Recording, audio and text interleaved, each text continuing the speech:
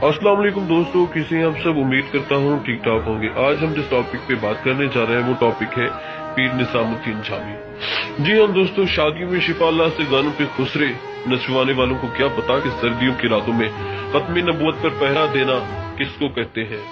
क्योंकि पीर नसीरुद्दीन शाह रहमतुल्लाह तआला अलैहि ने फरमाया था कि हर पीर दा पुत्र पीर नहीं होता।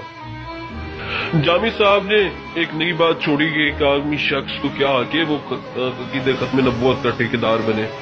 शाही पीर जी, असल ये जिम्मेदारी आप जैसे सादात की थी, लेकिन आपने नाना जान की आबरू की परवाह न करते हुए एक जानी और कादियानों की हामी की खुलकर हिमायत की।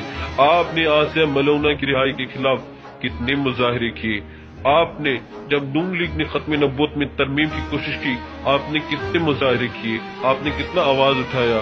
जब आसिया मलौना को रिहा किया गया तो आपने क्या किया। जब हॉलैंड के गुस्ताख ने गुस्ताखियों की शुरू की तो आपने वहां पर क्या स्टैंड लिया। आपने क्या किया, आपका क्या किरदार है, आपने किया क्या जनाब। हम तो ठहरे आम, आप तो खास हैं। आपको चाहिए था कि खासों वाला किरदार अदा करते। आप अकीदे खत्म नबूवत का दिफा करने के बजाय टोल बाजे गाने में मसरूफ हो गए, तो इसमें हमारा क्या कसूर है। जनाब पीर साहब, अगर आप सादात रंग बिरंगी जिनाना कपड़े पहनकर गैर मुहर्रम औरतों के साथ बैठकर डोल की ताप से महफूज होकर नामुस रिसालत की तहफ़्फ़ुज़ से लापरवाह हो जाए, तो इसमें किसी आम का कोई कसूर नहीं। आप खास होकर आमियों जैसे किरदार भी मुजाहरा न कर सके तो दूसरों से शिकवा क्यों कर रहे हैं।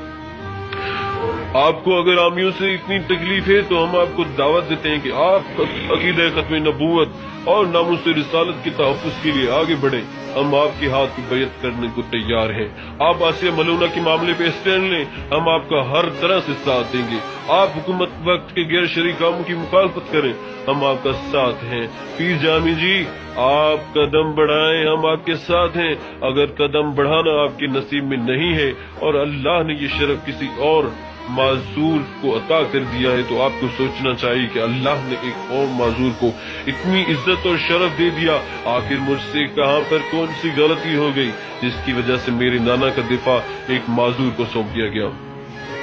आपको शर्मिंदा होना चाहिए था कि ऐसी बातें करके अपनी बुग़्ज़ और जलन का इजहार करना चाहिए था। और सुनो, दोबारा ऐसी बात करने से पहले अपनी गिरबान में लाजमी झांकना कि तुम किसकी हिमायती हो।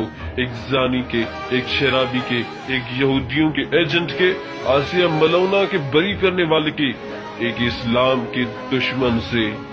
इस वीडियो को ज्यादा से ज्यादा शेयर करें ताकि ये वीडियो पीर जामी साहब तक जरूर पहुंचे। हो सकता है कि उससे शर्म आ जाए। في وحشة دربي هم